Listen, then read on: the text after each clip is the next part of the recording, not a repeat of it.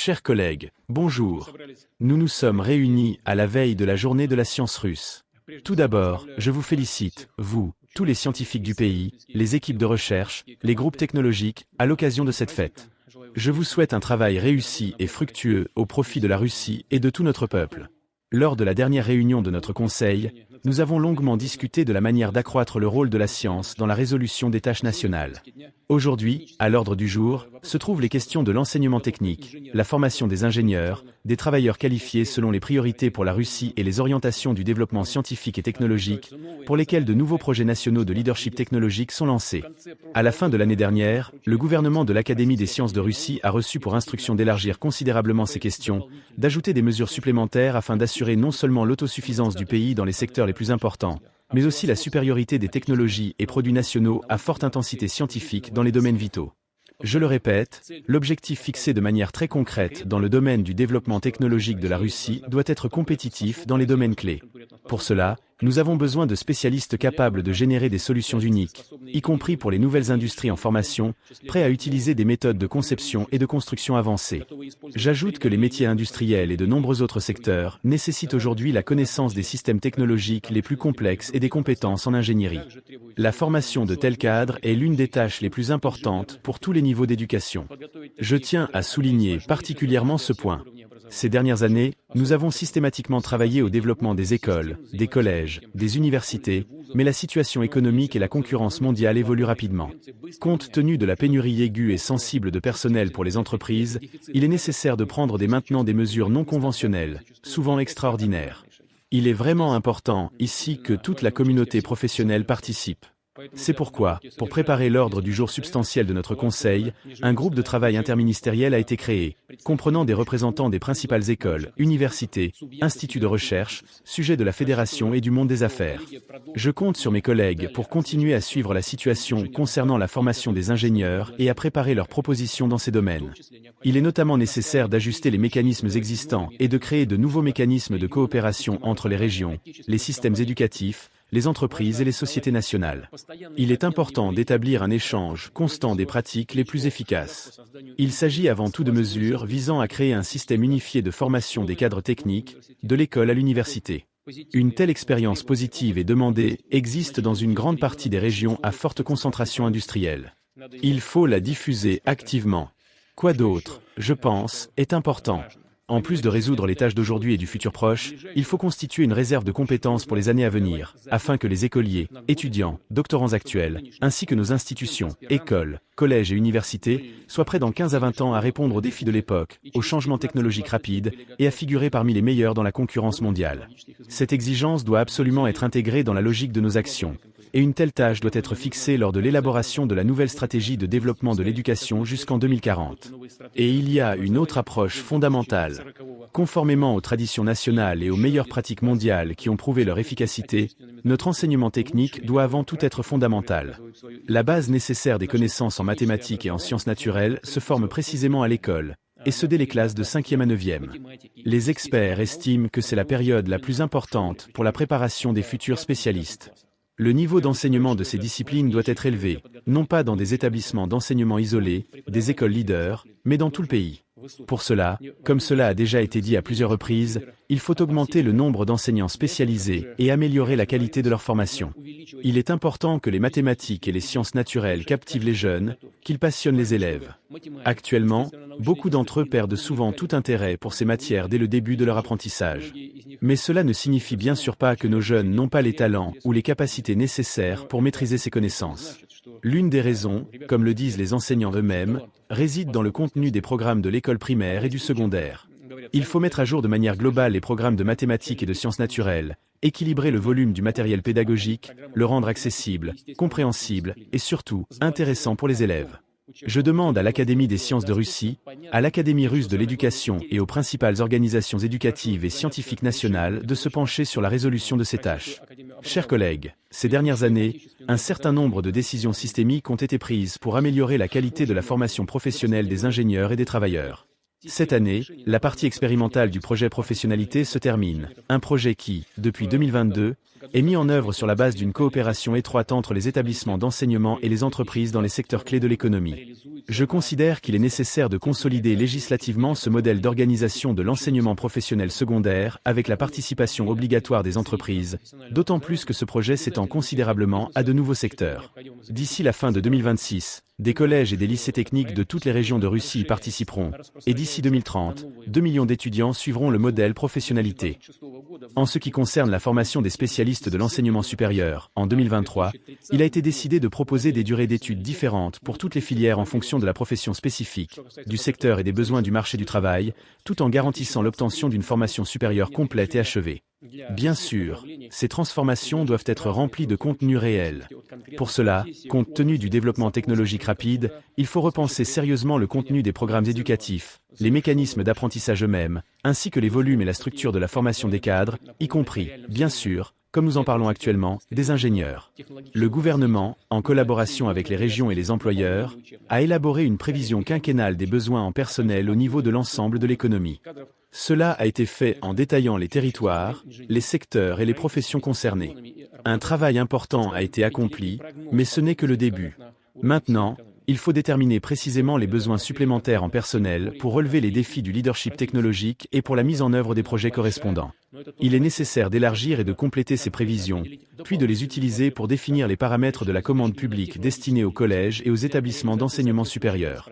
Comme convenu, ce travail sera réalisé chaque année. Il est important que les places budgétaires pour les spécialités d'ingénierie ne se perdent pas dans la masse générale, mais soient strictement attribuées en fonction des besoins des industries et des secteurs, y compris ceux qui seront créés à partir de zéro dans le cadre des projets de leadership technologique. Par conséquent, il est nécessaire de mettre en place rapidement tous les mécanismes de répartition des chiffres de contrôle des admissions et de les communiquer aux établissements d'enseignement concernés. En priorité, les places budgétaires doivent être attribuées aux universités et aux collèges ayant des résultats élevés en matière de formation des cadres, c'est-à-dire aux leaders. Ces résultats se mesurent principalement par le salaire décent des diplômés et leur emploi dans leur domaine de spécialité. Il est également nécessaire d'ajuster correctement l'organisation du processus éducatif dans l'enseignement supérieur. Il faut augmenter de manière significative, d'un ordre de grandeur, la part de l'apprentissage pratique des outils modernes de conception et de construction déjà utilisés dans les entreprises. Parallèlement, il faut supprimer les cours et programmes obsolètes, parfois même archaïques, qui ne répondent pas aux besoins de l'économie. D'ailleurs, c'est l'une des principales raisons pour lesquelles les jeunes perdent leur intérêt pour leur future profession, et parfois abandonnent même leurs études. Sur certains cursus d'ingénierie, jusqu'à 40% des étudiants ne terminent pas leur formation supérieure. Ces chiffres, je pense que vous serez d'accord avec moi, en disent long. Et ils annulent purement et simplement toute notre planification des volumes de formation des cadres dont je viens de parler. Je demande au ministère de la Science et de l'Enseignement supérieur de présenter des propositions pour modifier cette situation. Par ailleurs, la combinaison des études et du travail devient désormais la norme pour un grand nombre d'étudiants.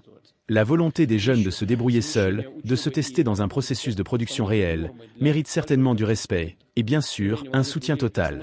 Dans ce contexte, 2 propositions.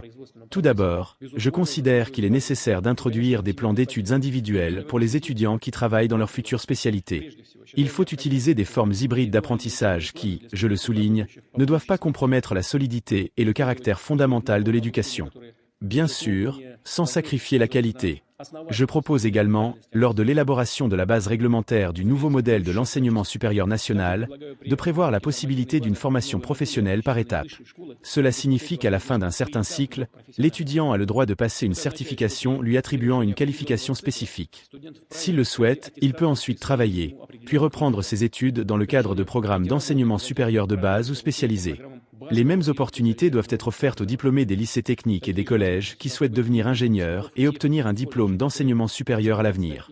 En général, il faut créer les conditions pour un développement constant des compétences des travailleurs, des ingénieurs et bien sûr, des enseignants eux-mêmes en matière de discipline technique. Les technologies, les équipements, les machines et les logiciels évoluent et se renouvellent rapidement. Cela inclut également l'émergence de solutions et de systèmes nationaux compétitifs. Selon les experts, entre un tiers et la moitié des ingénieurs et techniciens déjà en activité ont besoin d'une mise à niveau de leurs compétences. Le discours de Vladimir Poutine sur le leadership technologique et la formation des cadres en Russie offre plusieurs leçons d'excellence applicables à la vie personnelle et professionnelle. En voici quelques-unes enrichies et approfondies. 1. Vision et planification à long terme. Poutine insiste sur la nécessité de planifier à long terme, notamment en préparant les jeunes dès l'école pour les défis technologiques futurs. Cela souligne l'importance de se fixer des objectifs clairs et de planifier soigneusement pour les atteindre. Une vision claire et une stratégie bien définie sont essentielles pour naviguer dans un monde en constante évolution. Dans votre vie personnelle et professionnelle, adoptez une vision à long terme. Fixez-vous des objectifs ambitieux mais réalisables, et élaborez un plan détaillé pour les atteindre. Prenez le temps de réfléchir à vos aspirations et aux étapes nécessaires pour y parvenir. La patience et la persévérance sont des atouts majeurs dans cette démarche. 2. Importance de l'éducation et de la formation continue. Le discours met l'accent sur l'importance d'une éducation solide et continue, en particulier dans les domaines techniques et scientifiques. L'apprentissage ne s'arrête jamais, et la mise à jour des compétences est cruciale pour rester pertinent. Investissez dans votre éducation et votre formation continue. Restez à jour avec les dernières tendances et technologies dans votre domaine. Participez à des cours, des ateliers et des séminaires pour améliorer vos compétences. Considérez chaque jour comme une opportunité d'apprendre quelque chose de nouveau. 3. Adaptabilité et innovation. Poutine souligne la nécessité d'être adaptable et innovant, en supprimant les cours obsolètes et en intégrant de nouvelles méthodes et technologies. La capacité à s'adapter et à innover est un pilier de la réussite dans un environnement en mutation rapide. Soyez ouverts au changement et prêts à adopter de nouvelles méthodes et technologies. L'innovation est clé pour rester compétitif et pertinent. Ne craignez pas de sortir de votre zone de confort pour explorer de nouvelles idées et approches. 4. Pratique et expérience. Le discours insiste sur l'importance de l'apprentissage pratique et de l'expérience sur le terrain. La théorie est essentielle, mais c'est par la pratique que les compétences se consolident. Cherchez des opportunités pour appliquer vos connaissances dans des situations réelles. L'expérience pratique est inestimable et peut souvent vous donner un avantage concurrentiel. Engagez-vous dans des projets concrets, des stages ou des collaborations pour enrichir votre parcours. 5. Collaboration et réseautage. Poutine mentionne l'importance de la collaboration entre les établissements d'enseignement, les entreprises et les régions. Le travail d'équipe et les partenariats sont des leviers puissants pour atteindre des objectifs ambitieux. Construisez et entretenez un réseau professionnel solide. La collaboration avec d'autres professionnels peut ouvrir des portes à de nouvelles opportunités et idées. Participez à des événements sectoriels, rejoignez des groupes de discussion et soyez actifs dans votre communauté professionnelle. 6. Responsabilité et engagement. Le discours met en avant la responsabilité des établissements d'enseignement et des étudiants envers la société et l'économie. Chacun a un rôle à jouer dans la construction d'un avenir meilleur. Prenez vos responsabilités au sérieux, que ce soit dans votre travail ou dans votre vie personnelle. Soyez engagés et faites preuve d'intégrité dans tout ce que vous entreprenez. Assumez vos actions et contribuez positivement à votre environnement. 7. Flexibilité et apprentissage par étapes. Poutine propose des plans d'études individuels et une formation par étapes, permettant aux étudiants de travailler tout en continuant leurs études. La flexibilité est essentielle pour concilier différents aspects de la vie. Soyez flexible dans votre approche de l'apprentissage et du développement professionnel. Il est possible de progresser par étapes, en combinant travail et études pour atteindre vos objectifs. Adaptez votre rythme en fonction de vos besoins et de vos aspirations. 8. Amélioration continue. Le discours insiste sur la nécessité d'une amélioration continue des compétences, même pour les professionnels déjà en activité. La quête de l'excellence est un processus sans fin. Adoptez une mentalité d'amélioration continue. Cherchez toujours à vous améliorer et à vous perfectionner, que ce soit dans vos compétences techniques ou vos compétences interpersonnelles. Fixez-vous des défis réguliers pour rester motivé et progresser. 9. Leadership et inspiration. Poutine montre un leadership clair en fixant des objectifs ambitieux pour le pays et en inspirant les autres à les atteindre. Un bon leader est capable de mobiliser les énergies autour d'une vision commune. Que vous soyez en position de leadership ou non, inspirez et motivez ceux qui vous entourent. Un bon leadership peut transformer les objectifs en réalité. Soyez un modèle pour les autres en démontrant passion, détermination et empathie. En résumé, les leçons d'excellence tirées du discours de Poutine incluent la planification à long terme, l'importance de l'éducation et de la formation continue, l'adaptabilité, l'expérience pratique, la collaboration, la responsabilité, la flexibilité, l'amélioration continue et le leadership. En appliquant ces principes, vous pouvez viser l'excellence dans tous les aspects de votre vie personnelle et professionnelle. *** question de débat. *** 1. Selon vous, quelle est la compétence la plus importante pour réussir dans un monde en constante évolution, l'adaptabilité ou la spécialisation approfondie? 2. Comment pouvons-nous encourager davantage de jeunes à s'orienter vers des carrières scientifiques et techniques tout en maintenant un équilibre avec les disciplines artistiques et sociales? N'hésitez pas à partager votre avis en commentaire et à discuter de ces questions avec la communauté. Vos perspectives enrichiront ce débat et pourraient inspirer d'autres personnes à viser l'excellence dans leur propre parcours. Merci et à très bientôt.